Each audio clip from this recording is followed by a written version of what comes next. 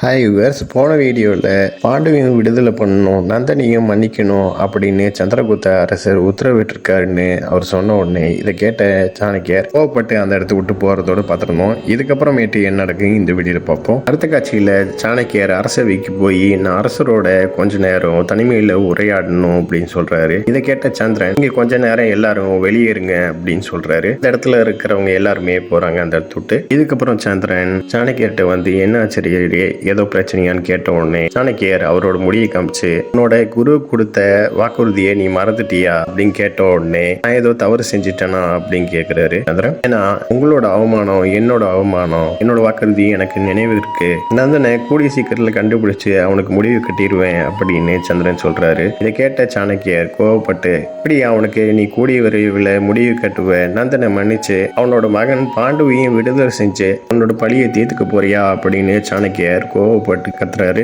சந்திரன் அதிர்ச்சியாகி நீங்க என்ன சொல்றீங்கன்னு கேட்கிறாரு. சத்தியத்தை தான் உரைக்கிறேன் அப்படின்னு சொல்றாரு சாணக்கியர். என்னோட கேள்விக்கு நீ பதில் சொல்லு, நந்தனை மன்னிக்கிறதுக்கும் பாண்டு விடுதலை செய்யறதுக்கும் உனக்கு எப்படி தோணுச்சு? முடிவை நீ எடுக்கிறதுக்கு முன்னாடி அமைச்சரவையை கூட்டி விவாதம் செய்யணும் அப்படின்னு உனக்கு தோணலையா அப்படின்னு கேட்கிறாரு. சந்திரன் இதை கேட்டு அதிர்ச்சியாகி நீங்க என்ன சொல்றீங்க? இல்ல நான் இந்த மாதிரி உத்தரவிடல யாருக்கும் அப்படிங்கிறாரு. சாணக்கியர் உடனே கடிதத்தை சந்திரன்கிட்ட கொடுக்கிறாரு. சந்திரனும் அந்த கடிதத்தை படிச்சு பார்த்துட்டு இதை நான் எழுதல அப்படின்னு சொல்றாரு. இதுல உன்னோட ராஜமுத்திரை இருக்குதே அப்படிங்கிறாரு சாணக்கியர். இதை கேட்ட சந்திரனும் அதை நான் ஒத்துக்கிறேன், ஆனா இதை நான் எழுதல அப்படிங்கிறாரு. சாணக்கியர் உடனே யோசிக்கிறாரு. சாணக்கியர் யோசிக்கிற நேரத்துல அப்படி ஒரு விஷயத்த நான் செஞ்சிருப்பேன்னு நீங்க எப்படி நினைச்சீங்க?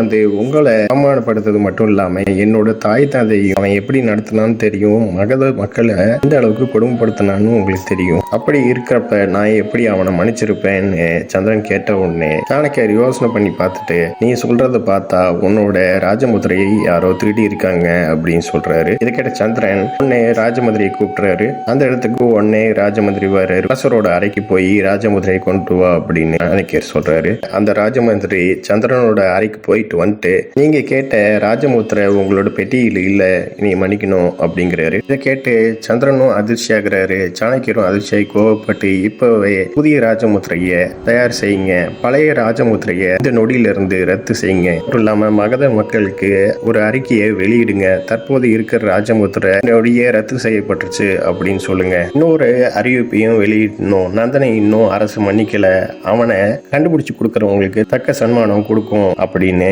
சொல்லுங்க. இது மட்டும் இல்லாம தப்பிச்சு போன பாண்டவியும் கைது பண்றதுக்கு காவலர்களை அனுப்பு சாணக்கியர் சொன்னோன்னே எல்லாத்தையும் கேட்ட ராஜமந்திரி அப்படி ஆகட்டும்னு சொல்லிட்டு அந்த இடத்த விட்டு போறாரு. அதே நேரத்துல அந்த இடத்துல இருந்து சந்திரன் ஆச்சரியரே அவனை கண்டுபிடிச்சிடலாம், ஆனா என்னோட அறைக்கே போய் என்னோட பெட்டில இருந்து ராஜமுத்திரை யார் திருடுனா அப்படின்னு யோசனை பண்ணிட்டு இருக்காரு. இதை கேட்ட சாணக்கியரோ இந்த காரியத்தை செய்யக்கூடியவங்க சில பேர் தான், அரசரோட அறைக்குள்ள போகிறதுக்கு அனுமதி உள்ளவங்க மட்டும்தான் இதை செய்ய முடியும். அதே போல நந்தனை மன்னிக்கிறதுனாலையும் பாண்டு விடுதலை செய்யறதுனாலையும் அவங்களுக்கு லாபம் இருக்கணும் அப்படின்னு சாணக்கியர் சொன்னோன்னே இதை கேட்டுட்டு சந்திரன் யோசனை பண்ணிட்டு நந்தினியின் கோவமா கத்திட்டு அந்த இடத்த விட்டு போறாரு. இதோட இந்த எபிசோட் முடியுது. நெக்ஸ்ட் எபிசோட் பார்க்கலாம். இந்த சேனல் சப்ஸ்கிரைப் பண்ணுங்க அண்ட் பெல் பட்டனை பிரஸ் பண்ணுங்க, லைக் பண்ணுங்க, ஷேர் பண்ணுங்க. தேங்க்யூ.